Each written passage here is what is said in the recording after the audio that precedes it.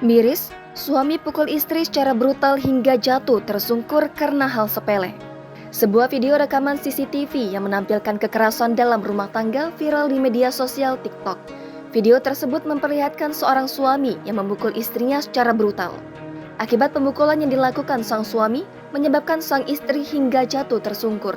Pada video yang diunggah oleh akun Instagram @andreli, diperlihatkan pria berkaos warna merah sedang memarahi istrinya. Dalam pertengkaran tersebut, sang suami mendorong-dorong istrinya hingga mencekik dan memukulnya hingga terjatuh. Diketahui, pertengkaran tersebut terjadi karena sang istri tidak sengaja merusak HP milik suaminya. Warga yang ada di sekitar pun hanya terlihat diam, tidak bisa melerai perbuatan brutal pria tersebut. Menurut @andreli, peristiwa ini terjadi di Kabupaten Kepulauan Selayar, Sulawesi Selatan.